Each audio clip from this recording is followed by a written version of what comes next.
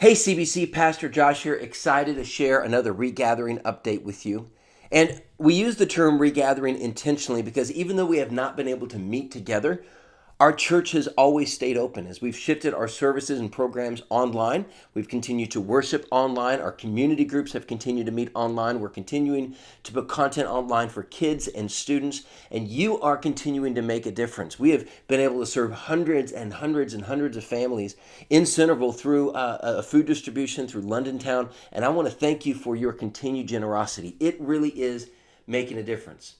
But with all that, I'm excited to share some of our plans, and I want to give you some specifics about when we look to regather. So our target date is July the 5th of when we want to begin to regather on campus. And I know that even as we regather, some of you are going to feel safer, or you're going to feel more comfortable continuing to worship from home. That is totally fine, and that is totally okay. And as social distancing guidelines begin to lessen, you can actually begin to gather with other families from church and watch together in homes on Sundays, and that is totally okay.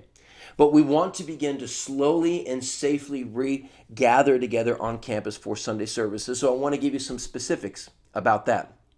We're going to start, Lord willing, on July 5th with two services that both meet at the same time at 9:30 a.m. So we're going to have the modern service in the worship center, and we're going to have the hymn service in the fellowship hall, and we're going to have size limitations because we want to start slowly and safely. So the maximum capacity as we begin to start, including everyone who is leading worship and the volunteers who are helping out, is in the modern service is going to be 200, and in the hymn service it's going to be 50, and that's just based on the room size and the ability of folks that we are able to put together safely in one place. And just so you know, we are looking to increase that as we are able, and as we feel that we're able to safely do that. So that is not a hard and fast rule, but that is something that we were going to start off with.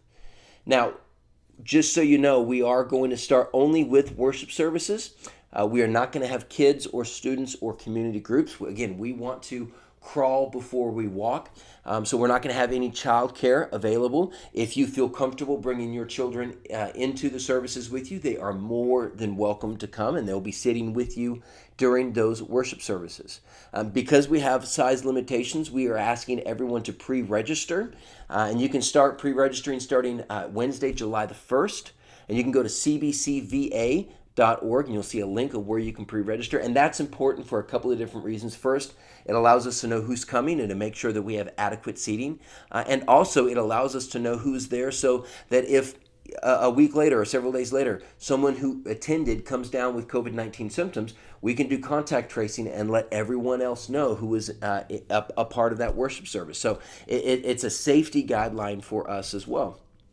Some of the other things that are going to look a little bit different is we are going to open up the doors to the worship center and the fellowship hall roughly 20 minutes before the service. We're going to ask you to stay in your cars until that time, and we're asking you to maintain social distancing, normal social distancing guidelines throughout that time. And we're also requiring masks for everyone who is in the service, and that is following state guidelines. And I know it's a bone of contention for some, and I don't like it more than anyone else, but we want to be as safe as possible. There have been many churches that have started to meet in other states who opened up earlier than Northern Virginia, and we're hearing more and more cases of churches being super spreader events.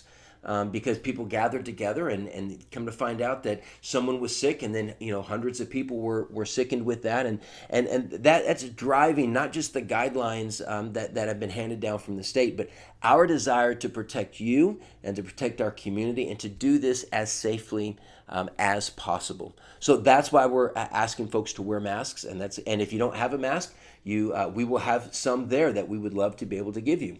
And if that's something that you're not willing to do, or you're not comfortable doing, then we just ask you to continue to worship from home until that mask requirement is dropped. Now, I know that this is a lot, and I know that it's going to look different, but I hope that you know that it is going to be worth it. It's going to be worth it to see each other, to gather together, and I want you to know that underneath my mask, I'll be smiling and singing right along with you. So I look forward to July 5th and beginning to regather. And as always, you can go to our website for the most up-to-date information. That's cbcva.org. Thanks so much, and I look forward to seeing you July 5th.